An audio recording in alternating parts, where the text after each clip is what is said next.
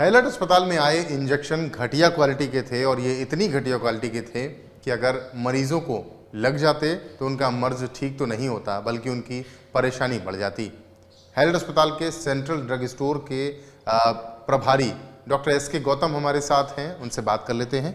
Doctor साहब, ये घटिया इंजेक्शन का क्या मामला है? देखिए, ये उत्तर प्रदेश कॉरपोरेशन से हमें दवाएं कुछ मिली थी पिछले महीने, जो पेंटाप्रोजोल नाम के इंजेक्शंस थे, जो उसमें जैसे मरीजों को हम देते हैं उससे पहले उसको ओपन करके हम स्टैंपिंग करते हैं हॉस्पिटल की, उसके बाद डिस्ट्रीब्यूट करते हैं। तो ड्यूरिंग स्टैंपिंग ही डिटेक्ट हुआ कि कुछ कलर में चेंजेस हैं। तो हम लोगों ने देखा उसको, तो कुछ डाउट हुआ, ठीक नहीं थी, इसलिए हमने उसको तुरंत ही मना कर दिया डिस्ट्रीब्यूट करने के लिए। और हमने ड्रग इंस्पेक्टर को इन्फॉर्म किया। ड्रग इंस्पेक्टर मौर्य जी आए, उसका सैंपल लेके गए और उन्होंने वहाँ से फिर लखनऊ भेजा उस सैंपल को, जिसकी रिपोर्ट कल ही आई है अभी। तो वो सब ऑप्टिमल पाया गया है। तो इसलिए उसको हम करीब 7,000 इंजेक्शन्स थे जो हमने डिस्ट्रीब्यूट नहीं किए, हमारे पास रखे हुए हैं। ये जो 7,000 इंजेक्शन थे, ये पेंटाप्रोजोल थे, किस बीमारी के मर्ज को सही करने के लिए थे और अगर मरीजों के लग जाते तो क्या परेशानी होती है?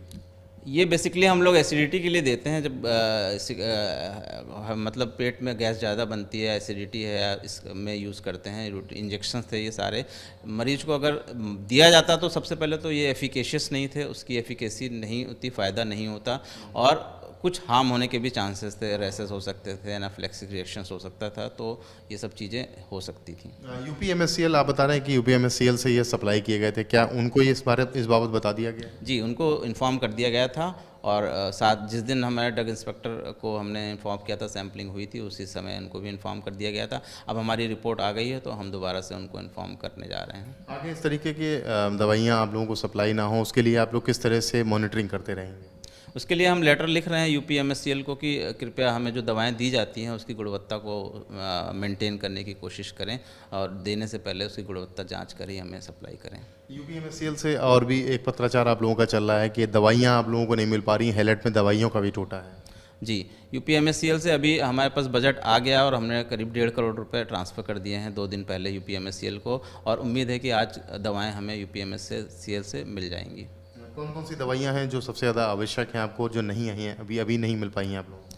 कुछ दवाएं हैं, जैसे पेंटाप्रोजोल की बात करें तो यही है, ऑन्डेंसेट्रॉन इंजेक्शंस हैं, कुछ हायर एंटीबायोटिक जैसे मीरूपेनम है, पिप्रासिलिन टाइजोबैक्टम्स हैं, क्लिंडामाइसिन्स हैं। तो ये दवाओं की कमी हो गई है और हमने यूपीएमएससीएल को 2 दिन से हम टेंडर करके भेज रहे हैं और बजट ना होने की वजह से थोड़ा डिले हुआ है, लेकिन कोशिश है कि आज मिल जानी चाहिए। जिन मरीजों को ये दवाइयाँ नहीं मिल पा रही उनके लिए क्या बैकअप प्लान आप लोगों ने बना रखा है?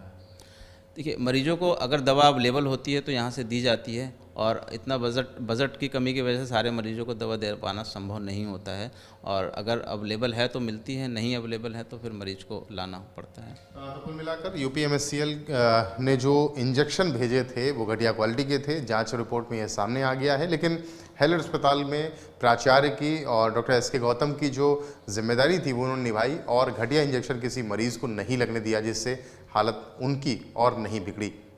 कानपुर से कैमरामैन पंकज निगम के साथ रतीश त्रिवेदी, एबीपी गंगा।